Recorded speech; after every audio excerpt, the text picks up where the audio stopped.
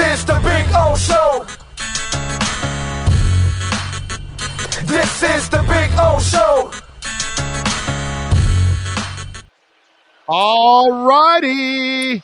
There he is, Marcel Louis-Jacques. How you doing, my man? You hanging in there? You feeling good? Hanging in there, thriving. Just picked up a breakfast burrito from the taco stand out in Wynwood. Really taking me back to California. Nice little chorizo and egg, little beans in there, some body of sriracha sauce too, man. I've never been happier. So I'm doing very well. Doing very well. There you go. Are you doing as well as Tua? I don't know if I've ever seen Tua look that happy. I don't know if I've ever been that happy. Hopefully one day I'll like something as much as he likes Mike McDaniel. But it was good to see, man. No. Wait a minute. Wait a minute. It doesn't have to be like.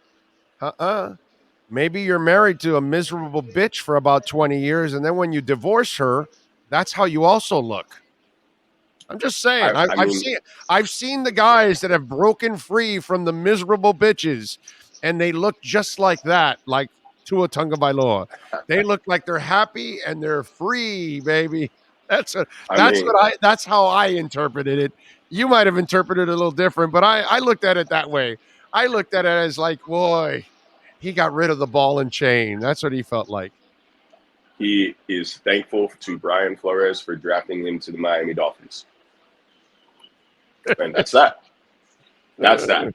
There's no, and then now he can hang out with his head coach outside of work. So it's nice to see people happy. I don't like to see people miserable and buttoned up, especially from a media perspective. Love it more when people want to talk.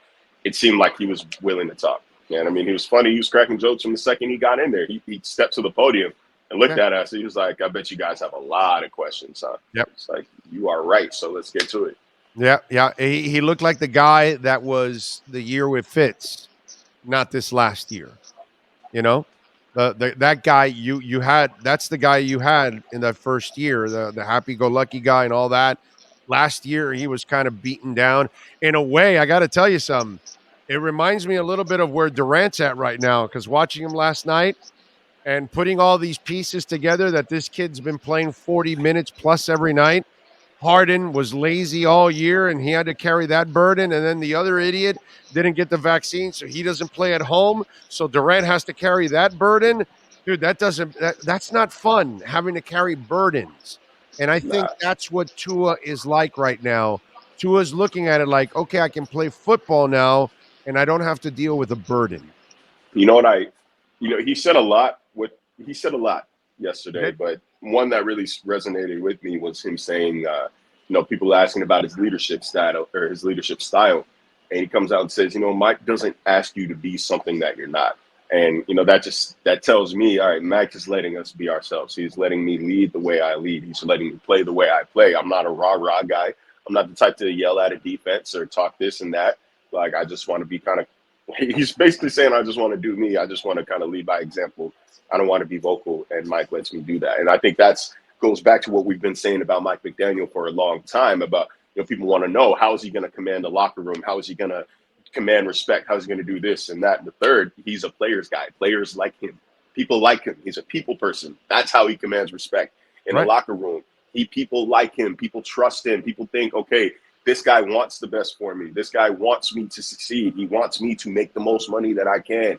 So I'm going to do whatever I can. I'm going to do whatever he asks.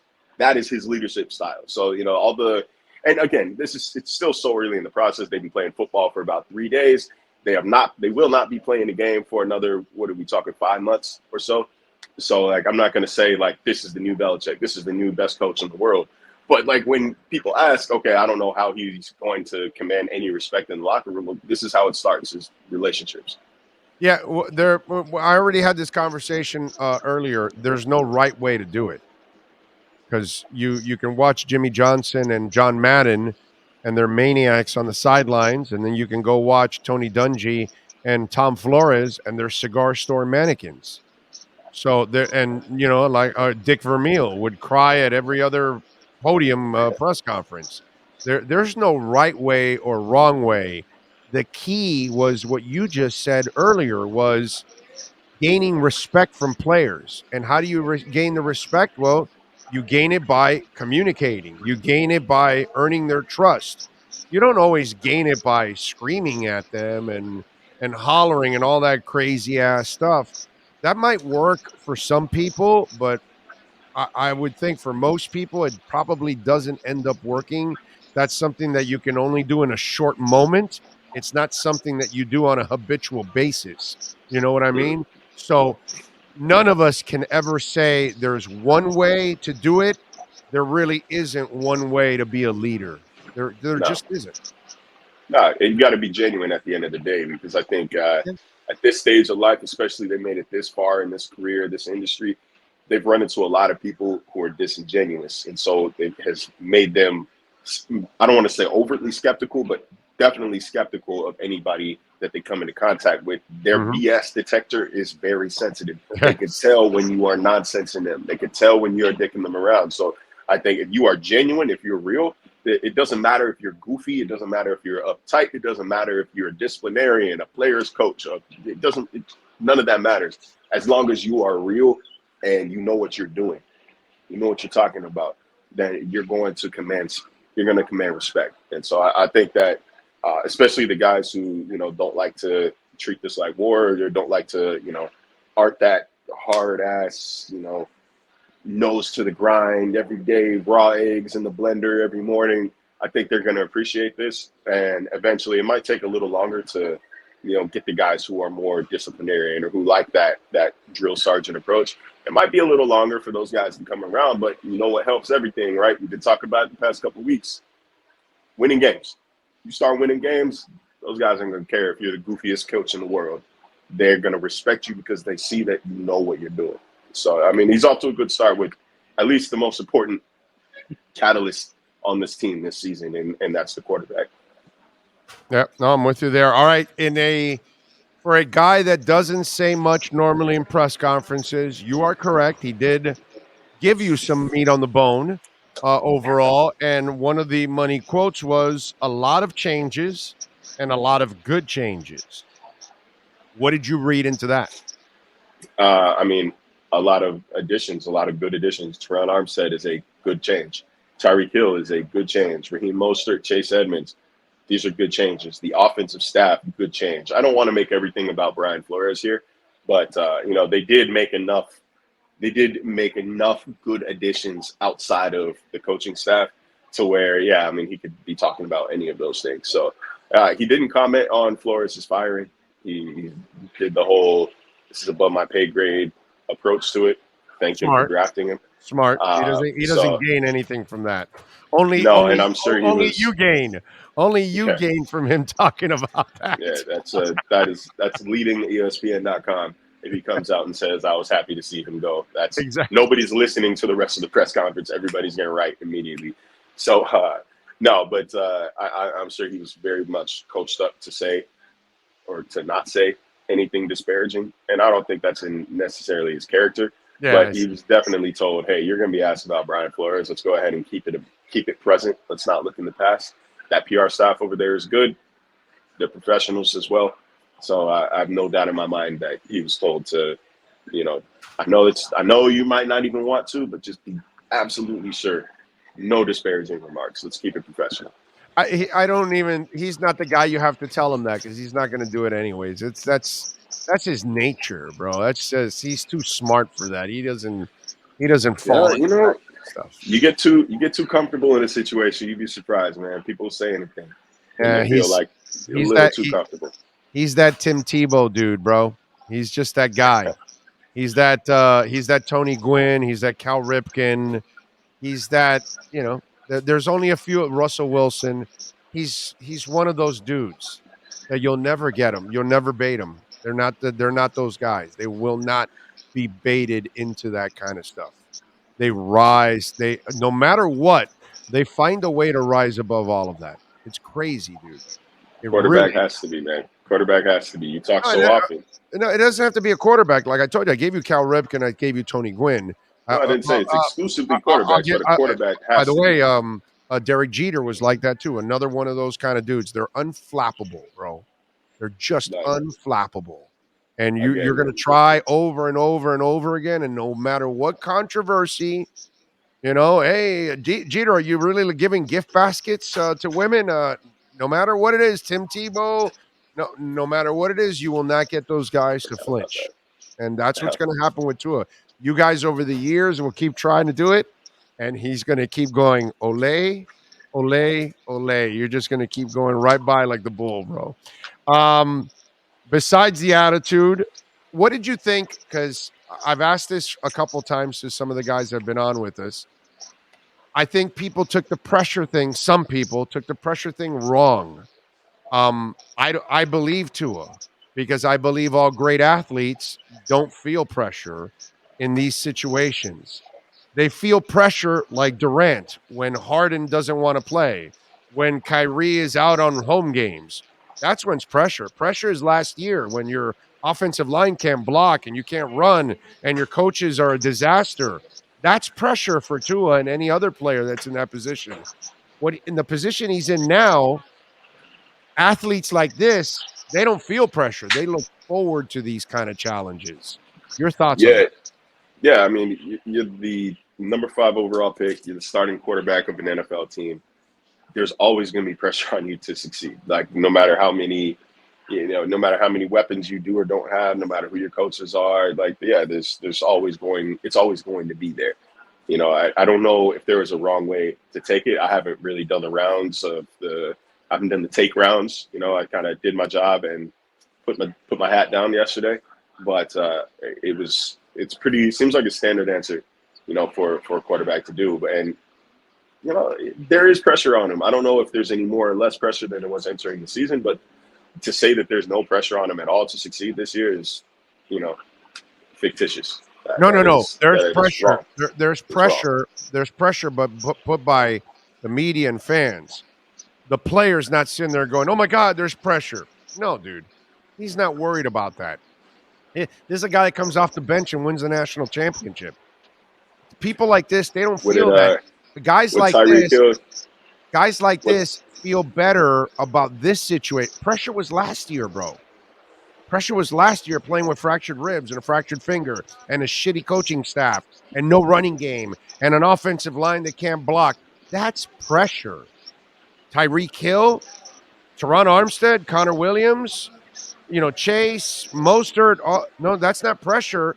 He looks at it. These kind of people look at it like, all right, now I can go out and perform. Now I can do my thing. I had pressure last year because I couldn't do my thing because I wasn't assisted properly to do my thing. So for me, I feel Tua has less pressure than he did last year. And that's no how I, he looks at it. no I can agree with that. What did Tyreek Hill say when asked about pressure a couple weeks ago? I Right. don't believe in pressure. I make the pressure.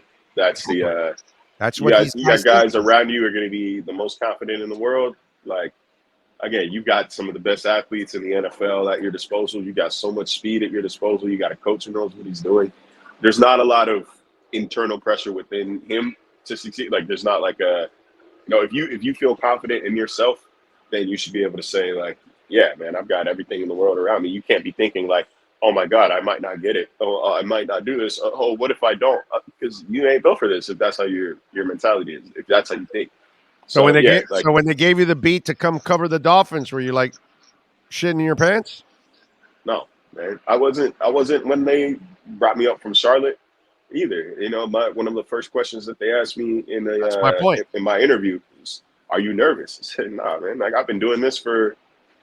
I have been a journalist for 5 years, or had been a journalist for 5 years leading up to that point. I said, the job is the job. There's just more people paying attention. And That's so it. like it is what it is. When you know what you can do, you can do it anyway. That's why I felt it was silly when I see some comments from people. Oh, there's pressure on Tua. Like they think he's cowering in some corner, nervous about this or something. When he's like, Nah, "Let's go, dude. This is what nah. I There's want." a difference between saying there's pressure on Tua this year and there's no excuses for Tua this year. Nobody's There saying you go. like Tua is making the excuses. I feel like when people say that, they're like, when does Tua ever do? Nobody. That's not what that means. You're being disingenuous by purposely Exactly. not reading. That's not what that means. That is directly for everybody on the outside who keeps saying he didn't have an O line, he didn't have coaches, he didn't have weapons. There's no more excuses from in that department, in that Like regard me. this year. Like me. Like there's no more of that. I'm There's that no guy. more, Yeah. so there's no more apologies for Tua this year. Like he's got everything at his disposal. Now we can see who he is. I So agree. like there's a difference between there's pressure and there's no excuses. Like these are different arguments, man. Apples and oranges. What Apples else? and broccoli. What else did you pick up from that press conference that we haven't talked about overall that you either Chris liked Greer. or didn't Hey, like? I don't know. Chris Greer, man. I asked him exactly what I told you I was going to ask him. You know, if it was a concerted effort to keep those 2023 first-round picks in the Tyreek Hill trade, and he said, yes, it was. That was important to them to keep. You know, it wasn't because, I mean, I'm sure you could say, oh, we'll just give you one of these next year, and then we'll still keep one this year, and it's the same amount of picks. But no, he specifically wanted picks in that draft. He specifically called out the number of picks they have, early round picks they have in 2023. There's so much ammo to move up now. Like, you don't, I mean, sure, they got a lot of money coming to a lot of different guys in the next few years. It'll be nice if they could hit on 3 of their 5 picks in the first 3 rounds. Then you got 3 cheap impact players in the future. But in all reality, they've got money to move up. They've got money to move, or they've got capital to move up next year. So I thought that he was pretty open about that. I thought it was interesting that the Patriots were the most aggressive team in pursuing Devontae Parker, and that the Dolphins were gung-ho on getting a 3rd rounder for him no matter what, whether it's this year or next year, and they still somehow got it out of the New England Patriots. So that's shout out to Chris Greer, man. The guy might be a good negotiator. He might be a good negotiator. He is a good negotiator. Like, he's a very good negotiator. Let's go ahead and give him flowers. You know, where he made a joke yesterday that his teammate's son is on Twitter. He's looking at him like, man, people don't like you. People don't like you that much. And then he goes and he signs to run Armstead. He trades for Tyreek Hill, and all of a sudden it's never mind. They love you. The statue is being framed as we speak. Like, they need you to come in and pose for a little bit. Like, they're gonna put that right next to Dan Marie. Like, it's just funny how fickle matters can be. But you know, he might mess around and he might be a pretty good GM, man. Let's see if this thing works on the field. As I said 2 years ago, and I'll stick to it. Chris Greer, Marvin Allen, and Reggie McKenzie will prove to be one of the best front offices in the NFL. Just give it time, and it'll all develop, and everybody will then buy in. You know, I watch Marvin Marvin Allen have too much success wherever he's been, and Reggie McKenzie had zero business getting fired in Oakland. Zero. He did an exceptional job at Oakland, and they obviously fell in love with Gruden and that stupidity, and they moved in that direction. Reggie was doing a hell of a job there, and I think Chris Greer is primed for this job. I think those 3 guys are monsters, and I think Dolphin fans are going to enjoy it as the years develop.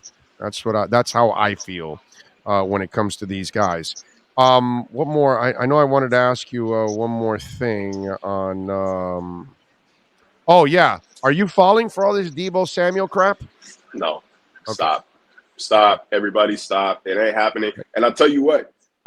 Even in the universe that it does happen, if you think for a second that Deebo Samuel and Jalen Waddle are going to be teammates here, you're outside your mind. They don't get Deebo without getting rid of Waddle, so you need to pick one that you want. I'm going to take the guy who's got 4 more years of team control, who's already an impact wide receiver, who has as many years of production as Deebo does, even though he's been in the league 2 fewer years. Like, it's an easy decision, man. Look, Deebo was excellent last year.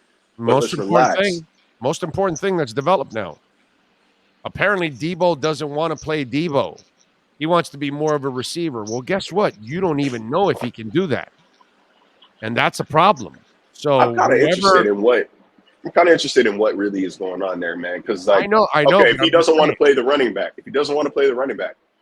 you would think that the relationship is as salvageable as just saying, "Okay, you're right. Then we won't put you at running back anymore." Like, it should be an easy fix, right? But like, for there to be no fix, where then like either both sides are really dug in the trenches, like heels in the dirt, about how they feel about his usage, or there's something deeper in there to saying that changing his role to what he wants and paying him a crap ton of money won't fix the problem. There's something more going on there. So I don't know. There's been a lot of this like Debo looking for places in Miami, Debo being in Miami. It's not happening. It's just not. I don't see it. And I will raise my hand and say, hey, I was wrong. I didn't see that coming. If it does happen, it'd be cool to watch. It'd be cool to cover. Everybody wins there. But do not hold your breath. That is, I think they have a good thing going right now. There's no way they add him without getting rid of Jalen Waddle and one of those first rounders maybe from next year. Just because I think that the New York Jets will come around with some sort of Godfather offer and they'll ship him off. But it just, I don't think it's worth it, man. Like, again, 1 year of production and demanding a trade is sus to me, man.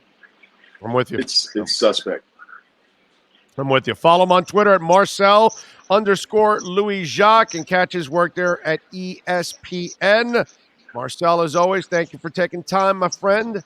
Have a fantastic weekend. Absolutely, man. Headed to the beach immediately. Appreciate you. Enjoy yourself. See you Monday. You got it. See you Monday. Marcel Louis-Jacques. Remember, order your edge, myedgedrink.com. 10% off your order when you use my code Big O. myedgedrink.com. You now have the edge.